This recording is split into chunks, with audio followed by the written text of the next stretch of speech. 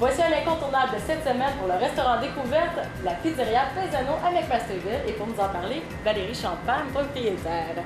Bonjour! Bonjour! Alors, vous êtes deux là-dedans? Non, toute seule. Toute seule comme une Ouais. grande. Ouais. J'essayais de la partager certainement. Quelle ambiance on peut retrouver au restaurant, au pizzeria Paisano? C'est chaleureuse, familiale. On est dans un petit village, fait que c'est assez familial. Les gens se parlent entre eux. Fait que c'est... Et c'est pas une simple pizzeria rapide. Non! Il y a des produits spécialisés.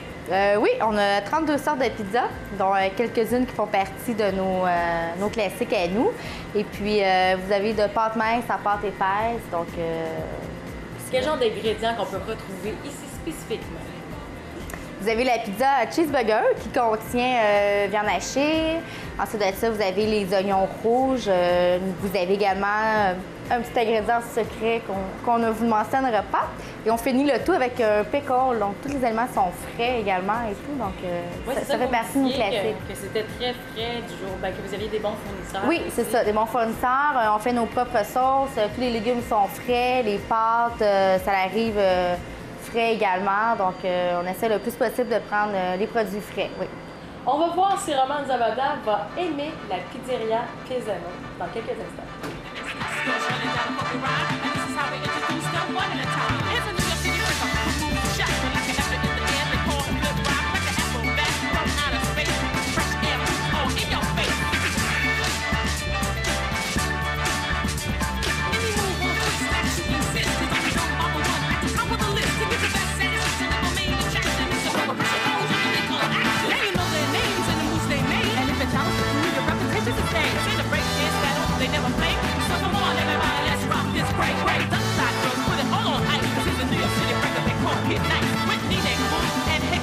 Romane, j'espère que tu as faim parce que là, il y a deux sortes d'ailes de poulet, genre douce et très forte buffalo. Douce et moyenne. C'est très hâte de voir ta sueur sur le front. On devrait t'habituer. Après 2 mois en Inde, là, c'était bien difficile. Je suis bien préparé. OK, donc ici, c'est la pizza cheeseburger. Oui. Donc, bonne chance. J'espère que tu as faim. C'est costaud. Continue à faire. Vraiment, c'est la fin. À la pizzeria Paisano, on fait aussi déjeuner le week-end.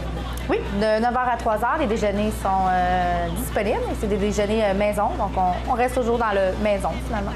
Ben oui, et pour la semaine, je peux me faire livrer de la pizza et les heures d'ouverture. Ils sont de 11h à 9h en début de semaine et la fin de semaine de 11h à 23h. Ben merci beaucoup, Valérie, de nous avoir accueillis dans votre restaurant. Bon appétit! Bon appétit! À vous aussi.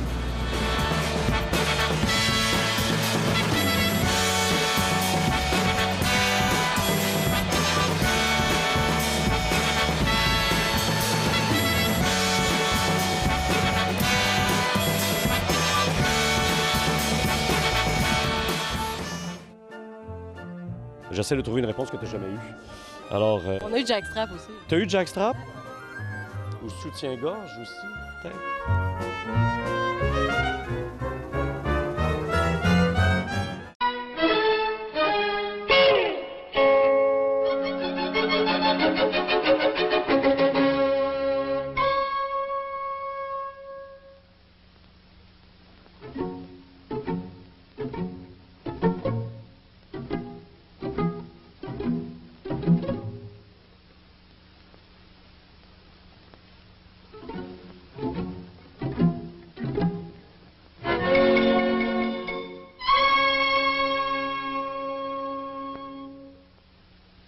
Je vous présente un artiste bien d'ici, Romane Zavada. Bonjour. Bonjour.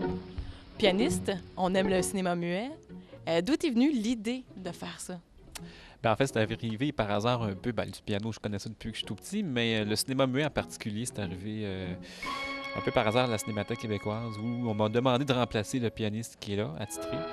Et puis finalement, ils m'ont réengagé pour le remplacer quelques fois. Puis depuis 10 ans, je remplace, je suis comme le suppléant, si on veut, du pianiste attitré là-bas. Et ça m'a donné l'idée d'en faire un peu ailleurs aussi, donc de sortir un peu de la Cinémathèque pour en faire un peu à travers la province, puis faire découvrir ça vraiment à un plus large public, là. Oui, parce que je trouve ça particulier de mélanger de la musique avec le cinéma muet. Mais oui, ça revient un peu avec qu'est-ce qu'ils faisaient dans le temps, style les années 1800 peut-être, là, mais... Oui, Parce que je vois le Far West dans l'histoire, mais toi, c'est pas ça. Non, ben en fait, il y a tout genre de films. Il y a des films de western, il y a des films de comédie, des films plus dramatiques et tout ça. Puis c'est à partir de, les films plus connus, mettons, c'est peut-être après 1915 et tout ça, 1920, où il y avait plus de budget, plus de... Entre autres, Chaplin et tout ça, notamment. Tous ces grands classiques, c'était dans les 1920 jusqu'à 30. Même, il a continué un petit peu après à faire des films dits muets, là, après 1930. Le parlant est arrivé après, donc ils ont tous perdu leur emploi en tant qu'acteur, parce que là, c'était une autre façon de jouer devant la caméra. Mais quand même, ils ont continué longtemps à faire les projections de films muets. Puis à l'époque, il n'y avait pas de son, il y avait juste... Ils ont trouvé le moyen de capter l'image en mouvement, mais pas d'intégrer le son. Donc, forcément, il y avait soit des orchestres ou, la plupart du temps, un pianiste du village ou quelqu'un qui jouait de l'orgue ou quelque chose. Donc, j'essaie d'un peu refaire ça là, à travers... ça dépend. Je me débrouille avec ce qu'il y a sur place. Donc, des vieux pianos tout croche. Des fois, ça va avec le style de l'époque, même s'ils ne sont pas accordés. C'est parfait, ça va. Ça fait un son vieillot, tu sais, mais bon, je ne fais pas ça avec mes pièces comme de moi, là, mais pour les films muets, ça fait un petit charme, justement, là. Donc, on se rapporte vraiment dans le temps avec ça. Puis c'est vraiment le fun. C'est des films qui sont accessibles à tout le monde, là, à tous les âges. Oui, accessible, mais dans la mesure où tu les présentes, parce que autrement, moi, je serais pas portée d'aller louer un Charlie Chaplin. Non, c'est ça, mais ça, justement, ça incite les gens, là, piano, fait que c'est un spectacle en soi.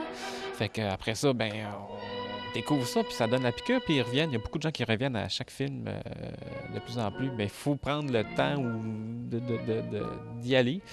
Et puis, une fois qu'on y va, là, on comprend vraiment ce que c'est de voir un pianiste live jouer sur un film muet. Puis là, finalement, on apprécie plus le film comme ça que juste le louer ou tout ça. Moi aussi, avant, je n'ai jamais porté à voir des films, même en noir et blanc, là, que ce soit parlant ou muet, mais encore moins muet. Mais finalement, j'ai découvert ça. Puis finalement, il y a des films là-dedans, là, incroyables, là.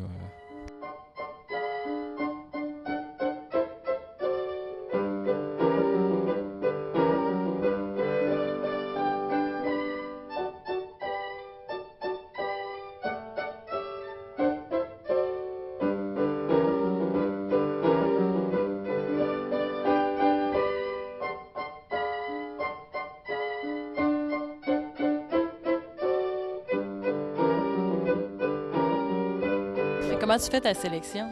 Ça dépend des endroits où je vais. Normalement, je commence toujours avec des comédies parce que c'est plus drôle aussi. Puis pour moi, je trouve ça agréable d'entendre les gens rire dans la salle. Ça me permet de... C'est rare qu'on entende une réaction quand on joue en tant que pianiste sur scène. D'habitude, les gens ils applaudissent après chaque pièce, puis c'est tout. Là. Mais là, on entend rire là, pendant les prestations et tout ça. Donc, c'est vraiment le fun des comédies pour ça. Puis les Chaplin, ça, c'est un petit peu mon favori. Oui. Ah ouais. Et quelle serait ton optique pour la prochaine année concernant tes spectacles? Là, je prends pas une pause. J'ai toujours beaucoup de choses qui arrivent et tout ça, mais là, je vais me concentrer un peu sur le jeune public là, pour initier les enfants au cinéma muet, entre autres, et l'importance de la musique dans les films, puis faire monter un spectacle pour les enfants, que ce soit dans les écoles ou les centres culturels, là, mais adapté pour les enfants, donc des extraits de films et puis... voilà. Puis... Donc, ça serait une version écourtée de ton spectacle à quelque part. Oui, c'est ça. Là, ce serait vraiment des extraits de films. Là. Je ne projetterai pas un long métrage parce qu'à un moment donné, les enfants, après 45 minutes, ça décroche. Il n'y a pas d'animation, il n'y a pas de... Fait qu'il faut travailler tout ça. Fait que je me donne du temps pour ça. Puis reprendre aussi mes pièces à moi, mes compositions personnelles. Là. Donc, j'ai sorti un disque il y a 3 ans. Fait que là, je vais le relancer comme il faut puis revenir sur scène tranquillement avec ça. Super beau projet. Merci beaucoup, Roman.